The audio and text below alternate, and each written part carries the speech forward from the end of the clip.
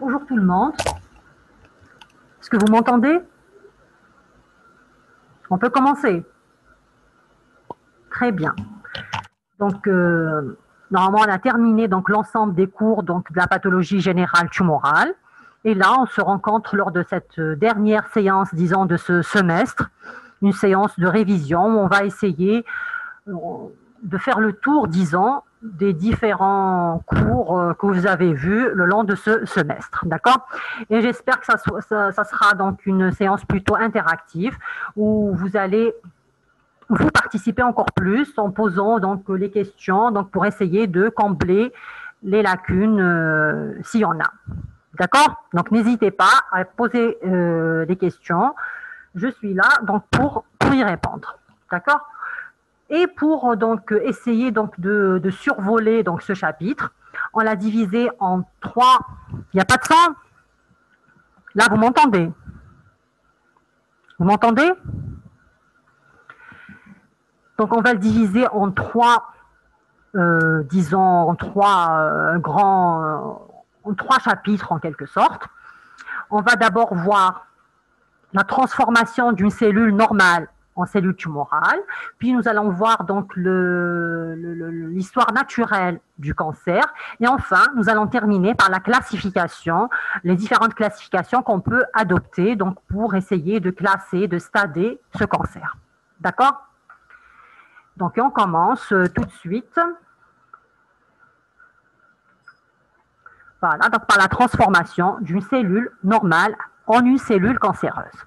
Donc la cancérogénèse, comme on l'appelle, est un processus, c'est un phénomène multi-étapes, d'accord, qui prend plusieurs années à s'installer. Et à l'état normal, ce que vous devez savoir, que la cellule est régie par de nombreux gènes, d'accord? Qu'on appelle, donc on peut les diviser en proto-oncogènes et en gènes suppresseurs de tumeurs. Les proto-oncogènes, ça c'est à l'état normal, d'accord? Les proto-oncogènes sont responsables donc de la division cellulaire, de la division, de la prolifération et de la maturation en quelque sorte cellulaire, alors que les gènes suppresseurs de tumeurs, ils inhibent la division cellulaire normale. Et donc il y a un état d'équilibre en quelque sorte qui s'installe entre ces proto-oncogènes et les gènes suppresseurs de tumeurs. D'accord? Donc la division cellulaire à l'état normal est régulée positivement et négativement par l'expression de ces gènes. D'accord? Vous m'entendez mieux, non?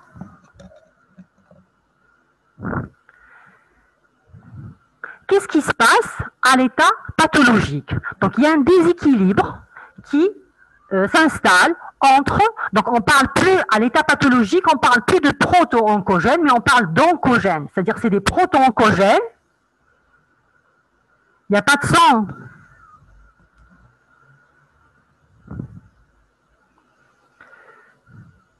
Là, vous m'entendez? Vous m'entendez? On peut continuer? On continue? Très bien. Donc, je vous ai dit, à l'état pathologique, donc on parle plus, il y a un déséquilibre qui s'installe donc entre ces différents gènes, entre ces différentes régulations. Et à l'état pathologique, on parle plus de proto-oncogènes, mais on parle d'oncogènes. Les oncogènes, c'est quoi? C'est des proto-oncogènes qui ont été mutés, qui ont été activés en quelque sorte. D'accord? Alors que les gènes suppresseurs de tumeurs qui inhibent à l'état normal donc la division cellulaire, eux, ils sont inhibés. Donc, il y a des altérations génétiques qui perturbent l'équilibre entre la stimulation et l'inhibition de la prolifération cellulaire. Ça veut dire quoi? Ça veut dire que les oncogènes sont activés, donc ils fonctionnent trop, donc il y aura une division cellulaire incontrôlée. Et contrairement donc aux gènes suppresseurs de tumeurs qui, eux, sont complètement inhibés, donc il n'y a pas d'inhibition de la division cellulaire. D'accord? Donc, il y a un grand équilibre qui s'installe en faveur, bien entendu, des oncogènes. D'accord?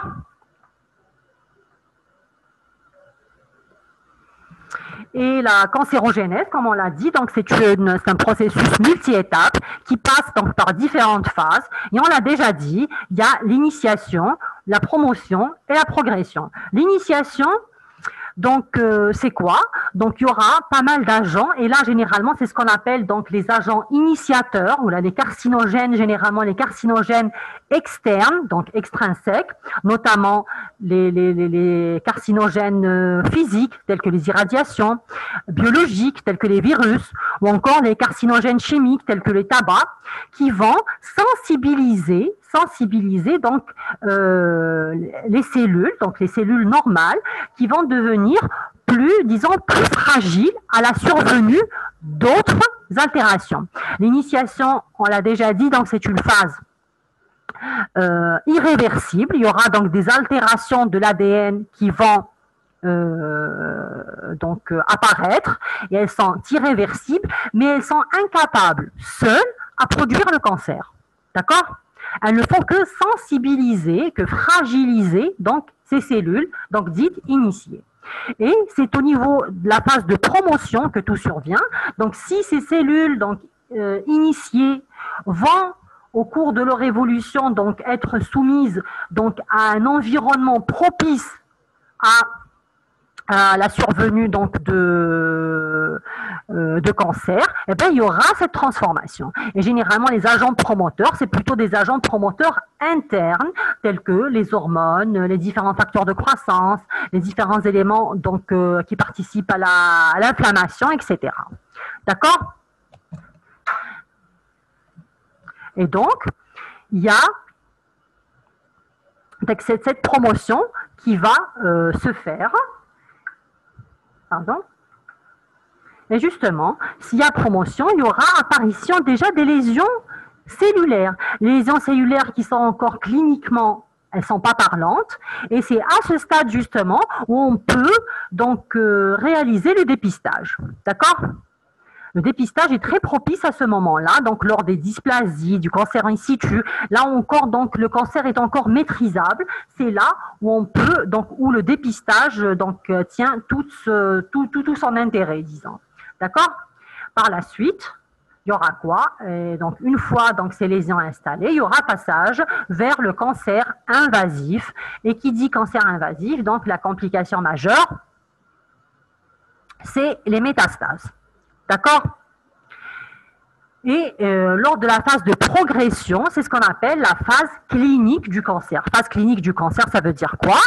Ça veut dire tout simplement que le cancer devient cliniquement apparent. D'accord? Il est cliniquement détectable. Et c'est à ce moment-là où donc d'où l'intérêt donc d'installer un traitement précoce. D'accord, un traitement précoce. Donc, plus le traitement est installé donc précocement, plus il est efficace et plus donc le pronostic est meilleur.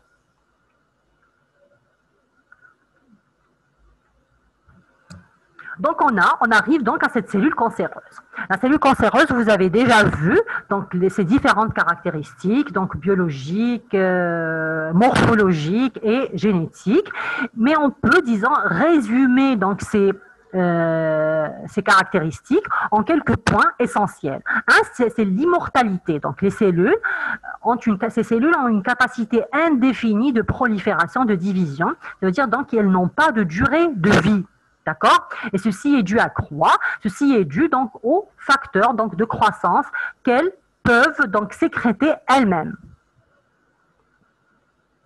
D'accord? Il y a aussi une autre caractéristique, c'est la résistance à l'apoptose. La résistance à l'apoptose, ça veut dire quoi? Ça veut dire que cette cellule, elle n'est pas sensible aux facteurs de l'environnement. C'est-à-dire elle peut se protéger elle-même et ne pas être sensible à ces facteurs donc, qui normalement induisent l'apoptose. Donc on arrive à cette troisième donc, caractéristique, c'est l'autonomie. Donc c'est une cellule complètement autonome. Donc elle est capable donc d'induire sa division, sa prolifération, sa survie en quelque sorte, et elle arrive à se protéger contre les différents donc signaux de mort cellulaire. D'accord? Donc, en quelque sorte, c'est une cellule qui n'a besoin de personne pour proliférer. Il y a aussi donc la capacité à induire une néangiogénèse. Donc, c'est une cellule qui croît rapidement, qui se divise rapidement. Donc, elle a envie, elle a besoin d'un microcosmos, d'un micro-environnement qui lui soit propice, qui lui soit favorable, qui soit favorable à sa survie. Donc, elle va induire donc ce qu'on appelle le stroma cellulaire, le stroma donc cancéreux, qui est quoi? Donc, on l'a déjà dit.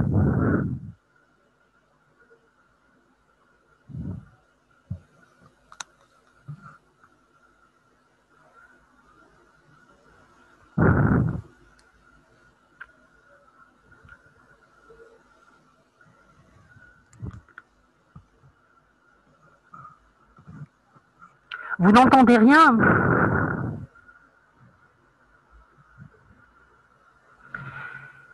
Donc, elle est capable donc d'induire cette angiogénèse. Et enfin, donc c'est la capacité d'invasion aussi bien donc tissulaire et par la suite la diffusion métastatique.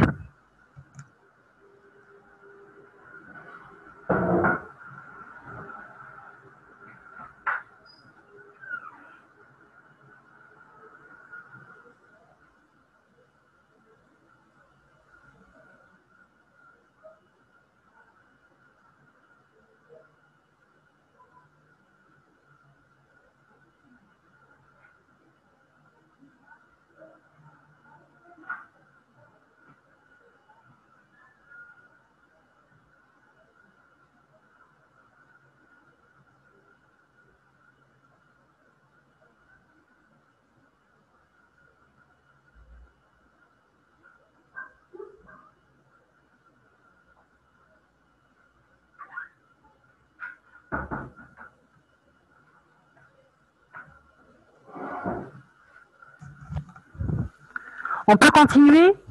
Vous m'entendez? Très bien. Donc, on continue. Donc, on a terminé donc, avec la transformation de la cellule normale en cellule cancéreuse. D'accord? Et on passe à l'histoire naturelle du cancer. Si vous voulez que je réponde à vos questions donc au fur et à mesure du cours, là on laisse en dernier, c'est comme vous voulez. Vous voulez qu'on laisse à la fin du cours? Non?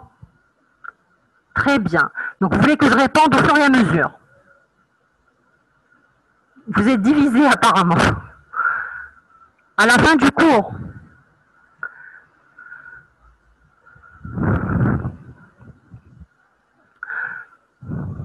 Je ne sais pas. Allez, on termine et je vais répondre à toutes les questions. S'il le faut, on enchaîne une autre séance. Il n'y a pas de souci. Donc, pour l'histoire naturelle du cancer, ça veut dire donc quelles sont finalement donc, les différentes étapes par lesquelles donc, passe le cancer. Donc, le passage donc, du tissu, la transformation à partir donc, du tissu normal, donc du cancer. Déjà, quand on dit cancer, normalement, on n'a pas besoin de dire invasif, mais c'est juste pour préciser. Donc, le cancer donc, invasif. Et qui dit cancer invasif, bien entendu, c'est la survenue de métastases. Donc, ça, c'est le schéma donc, classique. Donc, c'est le schéma classique de la transformation d'un tissu normal en un tissu cancéreux. Mais il y a un mais, c'est quoi? Quand la cellule est épithéliale. Donc, c'est la transformation d'un tissu épithélial en cancer. D'accord? Et quelle est la particularité? C'est-à-dire le tissu conjonctif, il peut se transformer également en cancer, d'accord? Mais ce n'est pas les mêmes étapes. Et quelle est la différence entre l'épithélial et le conjonctif? C'est que les cellules épithéliales, donc l'épithélium, c'est un revêtement, donc vous voyez, donc pluristratifié. Il y a quoi ça? Là, il y a quoi? Donc, c'est ce qu'on appelle la membrane basale. Et la membrane basale, c'est une sorte de protection d'une lame bordante qui peut retarder la survenue du cancer. D'accord? C'est une limitation, disons, entre l'épithélium et le chorion. Le chorion où il y a les vaisseaux que vous voyez ici. D'accord? Donc, tant que le cancer est cantonné dans cet épithélium, tant qu'il ne dépasse pas cet épithélium, il n'a pas accès au vaisseau. Donc, il est toujours donc limité à son lieu de naissance, disons, au tissu où il a pris naissance, d'accord? Et c'est là, donc voilà, donc là c'est un tissu normal.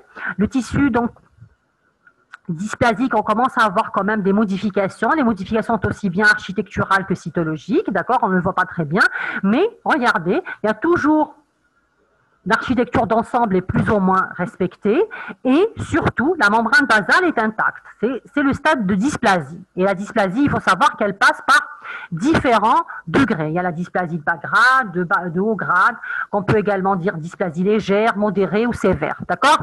Et par la suite, donc vient ce qu'on appelle le carcinome in situ. Le carcinome in situ, c'est quoi? C'est un véritable cancer. D'accord? Il y a donc une modification architecturale, cytologique qui s'installe, donc qui sont très prononcées. C'est un authentique cancer, mais qui est limité par la membrane basale. C'est-à-dire il ne traverse pas cette membrane basale, donc il n'a pas accès justement à ces vaisseaux. D'accord? Donc il ne peut pas, le cancer in situ, mais pourquoi est-ce que je vous ai dit la particularité? On ne dit pas pratiquement cancer in situ, mais on dit carcinome in situ. Parce que le cancer qui donc provient de l'épithélium, on l'appelle carcinome, d'accord? Contrairement au sarcome qui vient du tissu conjonctif, d'accord? Donc le carcinome in situ, donc le seul cancer in situ qu'il y a, c'est le carcinome in situ. In situ, je vous ai dit, in situ, ça veut dire, donc il ne dépasse pas la membrane basale, in situ, c'est-à-dire il reste là où il est né, d'accord? In situ, c'est la définition même. In situ, ça veut dire qu'il n'est pas infiltrant, il n'est pas invasif. Le terme local, je préfère éviter. On dit in situ et non pas local. Parce que local, ça sous-entend donc une progression locale. D'accord? Local, c'est-à-dire toujours dans le même organe. On parle donc d'un cancer localisé, mais c'est un cancer invasif. D'accord? Le cancer peut être local, mais invasif. Le terme exact, c'est le carcinome in situ. Il est donc, c'est-à-dire c'est un cancer, je vous ai dit, c'est un authentique cancer, mais qui respecte la membrane basale. Et donc, quand on dit donc il n'a pas accès donc au chorion, il n'a pas accès également donc aux différentes structures vasculaires et donc il ne peut pas donner de métastase. Et c'est le seul donc à ce stade le cancer est guérissable. C'est-à-dire si on fait une chirurgie complète, d'accord, le cancer est éradiqué, il n'y a plus de cancer, d'accord. Et on est sûr qu'il n'y a plus de cellules. Il n'y a plus de cellules cancéreuses qui se baladent dans l'organisme parce que ça a été in situ valable pour les tumeurs. Je vous ai dit, oui, pour les tumeurs, le cancer in situ, bien entendu, c'est uniquement pour les cancers, d'accord? Mais quel type de cancer? C'est pas tous les cancers, c'est-à-dire c'est les tumeurs épithéliales malignes, d'accord? Non, pas tous les cancers, pas toutes les tumeurs malignes, mais uniquement pour les tumeurs épithéliales malignes. Je vous ai dit pourquoi? Parce que justement, il y a cette membrane basale. La membrane basale n'existe pas dans le tissu conjonctif. Et donc, après ce stade d'in situ, il y aura quoi? Donc, cette membrane basale, finalement, elle ne va pas tenir très longtemps. D'accord? Si ce carcinome in situ n'est pas traité, c'est-à-dire s'il n'est pas traité, donc c'est-à-dire s'il n'est pas enlevé, il y aura passage à l'infiltration. Il y aura donc effraction de cette membrane basale et donc les cellules cancéreuses que vous voyez ici vont se retrouver dans le chorion et c'est là où on parle de cancer invasif, c'est-à-dire on a dépassé le stade in situ et c'est bon, le cancer est invasif. Et gardez en tête, quand on dit un cancer, ça sous-entend invasif. Quand on veut préciser qu'il est in situ, on dit carcinome in situ. Mais si je dis carcinome, point, ça sous-entend infiltrant.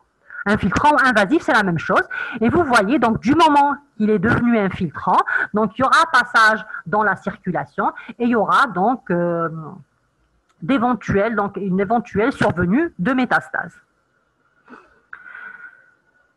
Qu'est-ce qu'il y a comme... donc, le cancer invasif est une extension locale? Non. Le cancer invasif, c'est un cancer. Le cancer est invasif. D'accord? Il est toujours au niveau de l'organe. D'accord? Il est toujours au niveau de l'organe. Est-ce que dysplasie veut dire tumeur bénigne? On va y arriver.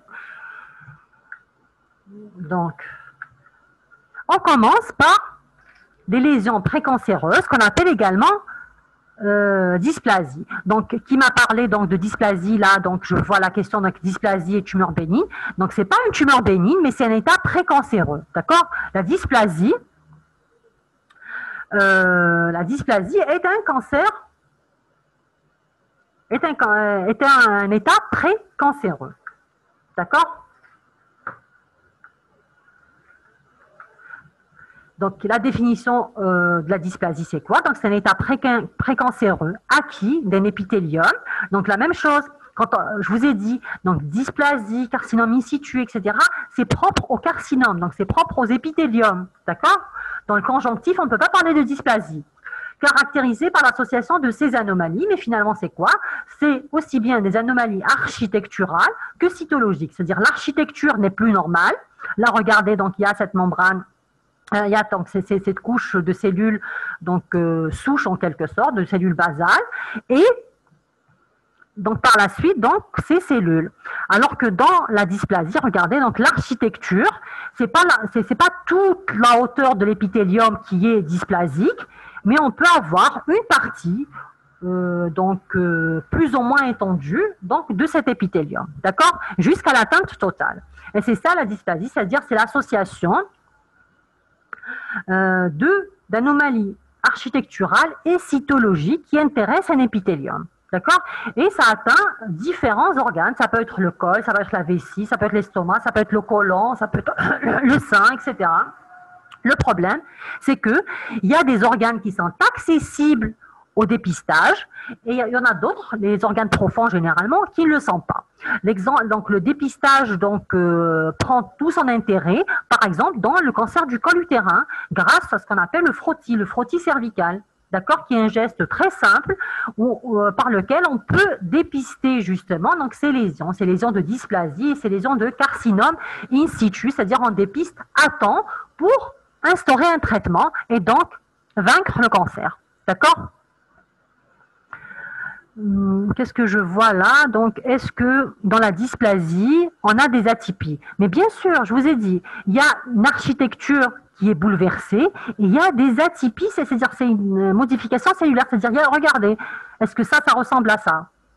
Ça, c'est des cellules normales et ça, c'est des cellules dysplasiques. Donc, c'est des cellules atypiques, oui, il y a des atypies, bien sûr, des atypies cytologiques, c'est-à-dire aussi bien cytoplasmiques que nucléaires, dans les atypies. Et on les grade justement, on les grade en dysplasie, on les grade. Et donc les dysplasies sont justement... Qu'est-ce qui s'est passé?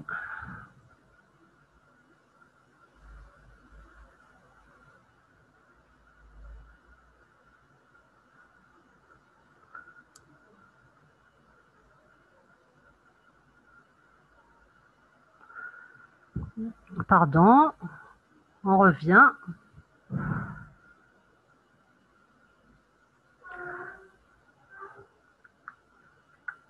Voilà, donc je disais, donc les dysplasies sont gradées en fonction de leur étendue, disons, en fonction de leur sévérité, en lésions donc de bas grade et lésions de haut grade.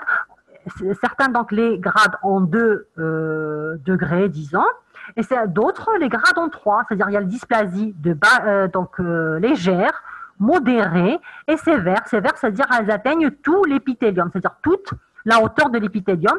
Et là, dans les sévères, dans les dysplasies sévères, la distinction entre dysplasie sévère et carcinome in situ est quasiment impossible. On dit que la dysplasie sévère, c'est l'équivalent du carcinome in situ. D'accord? Mais vous voyez, donc ça c'est l'épithélium normal. Là, regardez, donc on commence à avoir des atypies, donc mais qui sont donc plus ou moins localisées. Là, ça commence donc à atteindre plus ou moins donc pratiquement les 2/3. Et là, c'est tout l'épithélium qui est donc atteint, mais bien sûr, la membrane basale est intacte. Dans les dysplasies, la membrane basale est intacte et je vous ai dit, donc c'est le moment propice au dépistage. Et là, donc l'évolution de ces lésions de dysplasie, donc il y a plusieurs cas de figure. Elles peuvent se stabiliser, elles peuvent régresser. Stabiliser, c'est-à-dire rester stable. On peut avoir des dysplasies pendant donc toute sa vie, donc avoir des dysplasies qui n'évoluent pas vers le cancer invasif. Elles peuvent régresser, donc la plupart des dysplasies régressent, il faut le dire. Là, donc elles peuvent passer carrément au cancer. Et là, ça dépend de quoi? Ça dépend donc des facteurs, donc aussi bien environnementaux, c'est-à-dire externes, que des facteurs donc internes, propres à l'individu, donc propres à l'organisme, notamment immunitaire et génétique. D'accord? Donc c'est ça qui donc vont conditionner l'évolution d'une dysplasie. Je peux vous donner l'exemple, par exemple, du fumeur. Donc, l'épithélium bronchique du fumeur donc, est constamment irrité par la fumée de cigarette. Il y aura des lésions, des dysplasies qui vont s'installer. Eh bien, si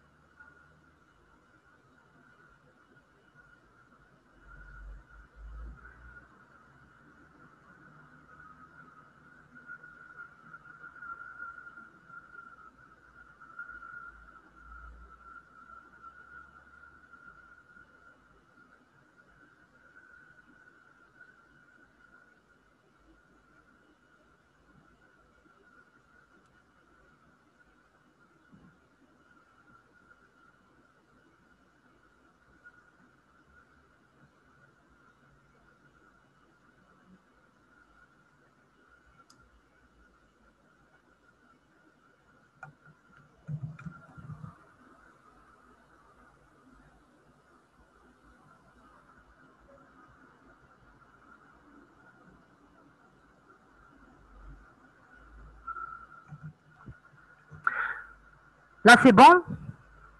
Vous m'entendez? Vous avez l'écran? Oui. Et le sang, c'est bon?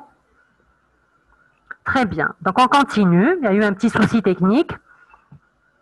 Donc, je vous ai dit, on parlait donc du fumeur, donc où donc il est constamment donc où l'épithélium bronchique est constamment donc irrité par la fumée de cigarette. Si donc il arrête de fumer, il y aura tout simplement donc ces lésions. Si c'est toujours des lésions de dysplasie, hein, donc ces lésions de dysplasie peuvent régresser, d'accord? S'il continue à fumer, eh bien, ces lésions de dysplasie donc, vont se transformer en cancer, en carcinome in situ et par la suite en cancer invasif. D'accord? Donc c'est ça, juste pour que vous compreniez un petit peu l'évolution de ces dysplasies. D'accord? Et donc on arrive au carcinome in situ. Donc après la dysplasie, et je vous ai dit, donc, distinction entre carcinome in situ et dysplasie sévère est quasiment impossible sur le plan morphologique. C'est donc la dysplasie sévère, c'est l'équivalent de carcinome in situ. Donc le carcinome in situ, c'est quoi? C'est un authentique cancer, c'est un carcinome, c'est un cancer, mais qui est non invasif, on l'appelle également non invasif, ou on l'appelle également carcinome intraépithélial, c'est-à-dire il est limité à l'épithélium. Et je vous ai dit, donc sa caractéristique, c'est quoi? C'est que la membrane basale est intacte. D'accord? Donc toujours, donc dans le carcinome in situ, comme dans la dysplasie sévère, donc tout l'épithélium est atteint, aussi bien sur le plan architectural, donc il n'y a plus d'architecture qui est respectée, et sur le plan cytologique, il y a beaucoup d'atypies, il y a des atypies cytonucléaires, donc très marquées, avec, regardez là, donc une image de mitose. Là, la même chose, c'est pour vous dire, c'est un authentique cancer, c'est un véritable cancer, mais qui est limité par une membrane basale, c'est-à-dire qui est limité à l'épithélium. D'accord? Et tant qu'il est limité à l'épithélium, il ne va pas, donc il ne peut pas se propager. OK? Et là, donc après la dysplasie, le carcinome in situ vient le carcinome invasif. Le carcinome invasif sous-entend quoi? Sous-entend que la membrane basale est rompue. D'accord?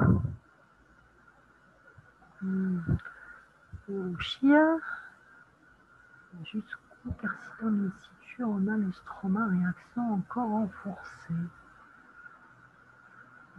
Non, dans le carcinome in situ, donc bonne question, dans le carcinome in situ, on n'a pas de stroma. D'accord? On n'a pas de stroma parce que le stroma, il se forme dans le tissu conjonctif normal déjà. D'accord? Voilà, c'est une adaptation du tissu conjonctif. Alors que dans le carcinome in situ, il n'y a pas d'invasion de ce chorion, donc il n'y aura pas de stroma. Le stroma, il va se former ici. D'accord? Donc il n'y a pas, carcinome in situ, il n'y a pas de stroma. C'est une très bonne question. Carcinome in situ veut dire infiltrant. Mais c'est tout à fait le contraire. Le carcinome in situ, c'est un carcinome non infiltrant, non invasif. Le cancer, quand il devient invasif, ça veut dire qu'il n'est plus in situ. On a dépassé le stade in situ. Et là, donc, c'est la membrane basale qui est rompue. Et il y a donc des cellules cancéreuses qui sont dans le chorion. Et c'est là, donc d'abord, on parle de micro-invasif. Micro-invasif, c'est-à-dire que c'est vraiment donc de petits groupements de cellules qui ont franchi la membrane basale. Et par la suite, donc le cancer n'est plus maîtrisable, donc il va croître. Donc chaque cancer a une vitesse, donc il va prendre sa vitesse de croisière. D'accord? Oui. Invasif veut dire infiltrant. Tout à fait. D'accord? Et donc c'est à partir de là qu'on parle de véritable cancer. D'accord?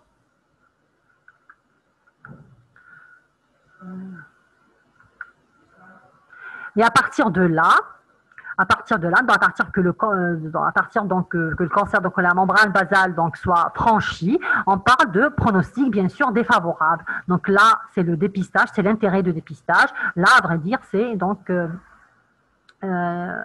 plus donc le cancer est détecté rapidement, plus le traitement donc est adéquat et plus le pronostic est meilleur. D'accord? Pourquoi la membrane basale restée?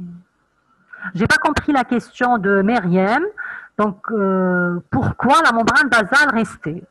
J'ai pas compris la question, à vrai dire. Je vous ai dit, la membrane basale reste dans l'in situ et par la suite, donc les cellules cancéreuses arrivent à la franchir pour atteindre le chorion. D'accord? Voilà, donc ça c'est au microscope. Donc vous voyez, donc ça c'est l'épithélium, ça c'est la membrane basale. Et regardez ce franchissement, c'est-à-dire c'est des cellules cancéreuses qui sont dans le chorion. Et là, il y aura un stroma, etc. Donc une néoangiogénèse, etc. D'accord? Et on dit que généralement que le cancer est détectable. On dit qu'il est détectable. Voilà, à partir de 1 cm3. C'est-à-dire 1 sur 1 sur 1. D'accord? Et donc c'est l'équivalent de donc 1 milliard de cellules. OK?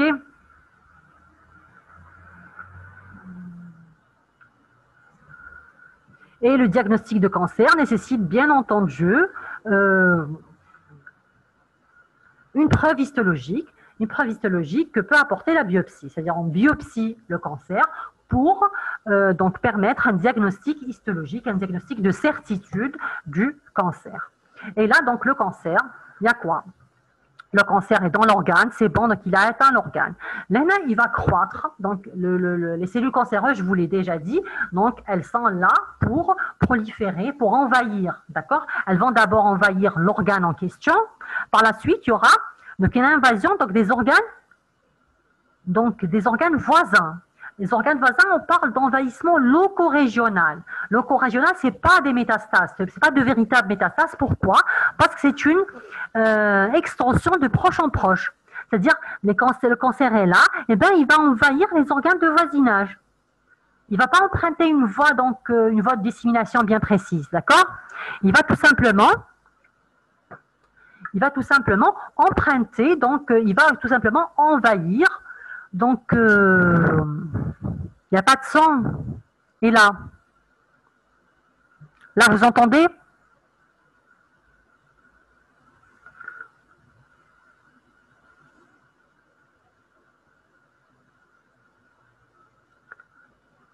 Vous commencez à m'entendre? C'est bon? On peut continuer. Très bien. Donc, on continue. Je vous ai dit que le cancer, une fois le cancer, le cancer infiltrant, donc invasif, le véritable cancer, donc il va se propager d'abord dans l'organe, et puis donc il va envahir les organes de voisinage.